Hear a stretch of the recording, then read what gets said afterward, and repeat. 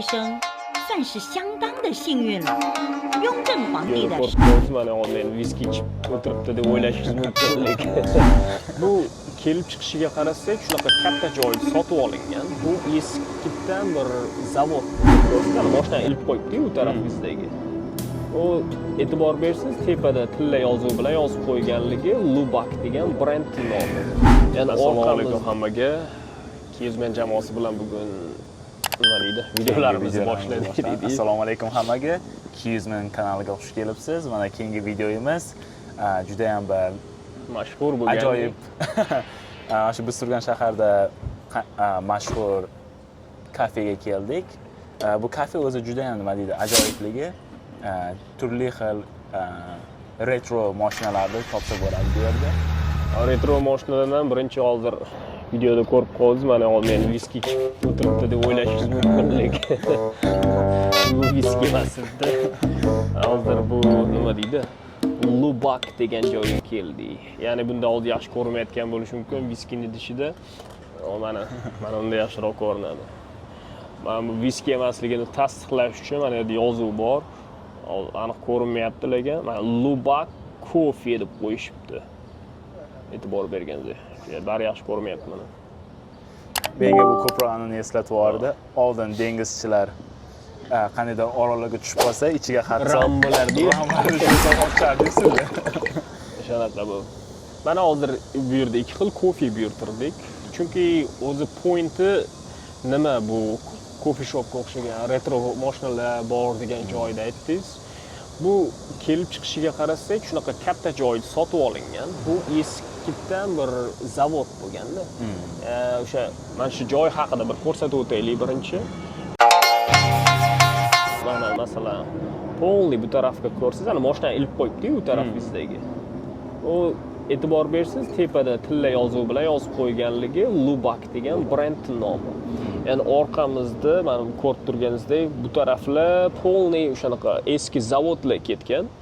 Bu o'sha bu tarafda ham o'sha zavodlar, eski zavodlarda joyini olishgandagi, arendaga olib, hozir mana shunga galereya bilan coffee shoplarni bitta qilib, ancha summani tiqib o'sha yerga shu biznesni yuritishyapti. O'sha sababli biz mana viskiga o'xshagan kofeni ichib o'tiribmiz. Sizdagi muzli adashmasam. Bizda muzli ham. Ba'zi bir holatlar bo'lganligi uchun men issiq kofe aytdim. Yozgi kunida mana shuni ana qilasiz. Ana unda nima qiladi? Tish bilan ochadi. Haqiqatan juda ham chiroyli joy, ayniqsa bugun havo juda ham chiroyli bo'lib turibdi. Ichkarida mashinalarni ham ko'rdik.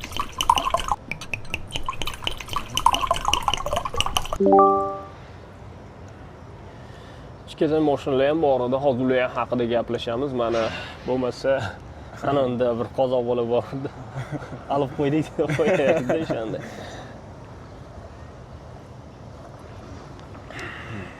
Bu mana qora kofe ichib o'tiribmiz. Hech qanaqa bu yerda mana alkogol narsa yo'q. Mana Lubak Coffee deb qo'yibdi.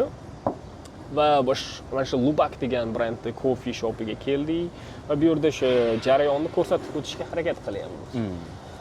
Men uchun juda ham qiziqarli biznes, chunki agar pulingiz bo'lsa, mana shunaqa narsaga investitsiya qilsangiz bo'ladi. Chunki hozir ba'zi bir ma'lumotlarni aytib o'taman. Chunki galereyani ham ko'rsatib o'tishga harakat qilamiz. Lekin ba'zi bir sabablarga ko'ra har bir mashinani ko'rsata olmaymiz. Chunki bu yerda hammaga mashhur Xitoydagi Zikr brendini tadbiri ketyapti ekan. Shu tadbir haqida ham alohida aytib o'tamiz saldan keyin. Masalan, bu biznesning yaralishida o'zi Lubakdagi coffee shop vintage style'da o'shanda ochilgandagi.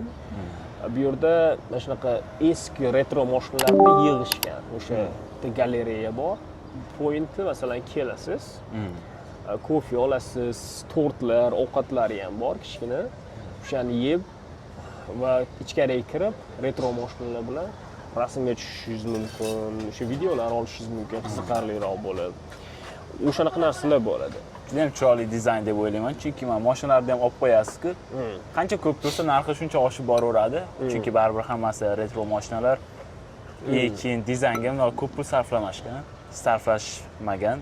Yo'q, e'tibor berganingizda birinchi kelganimiz atrofni ko'rdik. Mana shu fabrikani tashqi tarafiga umuman e'tibor berilmagan.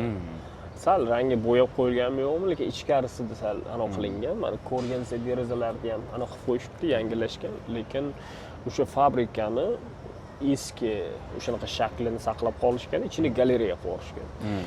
Hozir ba'zi bir qancha pul ketganligi haqida aytib o'tishga harakat qilaman, ichidagi mashinalarni. Mashinalar ro'yxatlari ham, narxlari ham chiqadi. Birinchi ko'rganimiz masalan eng qimmat mashinalardan biri bor edi, Shelby Cobra 427 degani bor ekan. Bu o'zi 1965-67-yillarda ishlab chiqarib boshlangan ekan. O'shanda yasalgan ekan. O'zi originalnisi $1,5 million turar ekan. Replikalari bo'lishi mumkin deyshapti. Ya'ni replikasi o'sha nima deydi, nusxasini olib kelganda. Nusxasini narxini aytilyapti. Endi bu yerdagi haqiqiyligini bilmaymiz.